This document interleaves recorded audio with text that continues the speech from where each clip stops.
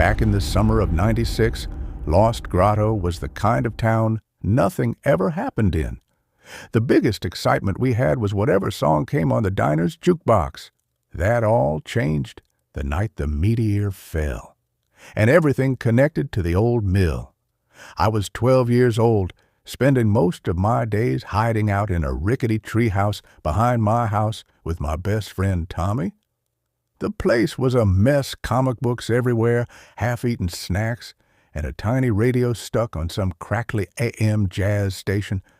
I was the cautious one, always thinking too much. Tommy was the opposite, loud, fearless, and smiling like life was one big adventure. That grin of his made even bad ideas feel exciting. One night, while we were lying on our backs watching the stars, the sky suddenly lit up. A bright streak cut across the darkness and slammed down somewhere near the old mill, the abandoned one at the edge of town that had been shut down since the '70s. Tommy jumped up instantly. A meteor! Jake, that thing's got to be worth millions. I knew we weren't supposed to go anywhere near that mill. Everyone said it was dangerous. Some even said it was haunted. But Tommy's excitement was contagious, so I followed. We grabbed flashlights, stuffed a backpack with random supplies, and Tommy brought along his pocket knife, the one he claimed was military grade, even though it came from a gas station. The air felt wrong as we walked, thick, heavy, like breathing through syrup. Inside the mill, everything was rusted and rotting, broken beams, splintered wood, but there was no meteor. Instead, we found something worse. Right where the impact should have been sat a massive, slimy egg, glowing faintly. It was about the size of a beach ball and pulsing. Tommy barely had time to say, "That's disgusting," before the egg split open. Something crawled out. A slick, spider-like creature with far too many legs shot up into the rafters and disappeared into the shadows. We ran. Back at the treehouse, we argued about telling someone, our parents, the police, but decided no one would believe us, and honestly, we didn't want the trouble. After that night, Los Grotto started changing. Pets went missing. First cats, then dogs. Even Tommy's dog disappeared. One afternoon, walking home from school, we crossed paths with Mr. Larson, the town drunk. Everyone knew him, a filthy, bitter man with a reputation that made your skin crawl.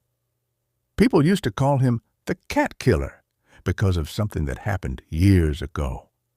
He looked worse than usual, pale, sweating, angry. Tommy couldn't help himself and shouted at him. Larson fired back with slurred nonsense, ranting about there being no evidence, then stumbled away clutching his stomach. That night, Tommy couldn't let it go. We knew Larson sometimes slept at the mill.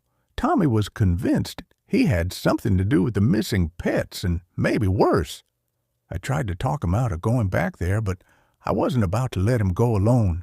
When we reached the mill, we spotted Larson inside, barely standing. Then we saw his stomach move, not like cramps, like something alive was trying to get out. Before we could run, his body split open and a creature crawled out, bigger than the spider thing, black as night, long claws, teeth like knives. Larson dropped to the floor, dead. We hid behind crates, shaking, but Tommy smiled like this was straight out of a comic book. "We gotta kill it," I whispered. We attacked together. I struck it with a wrench.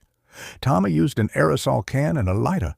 The creature screeched, leaking dark sludge until it finally stopped moving. We stood there covered in filth, barely breathing. Then something dripped onto Tommy's head. He looked up. The spider-like creature from the egg had grown a lot. It was massive now, clinging to the rafters above us. Tommy didn't hesitate.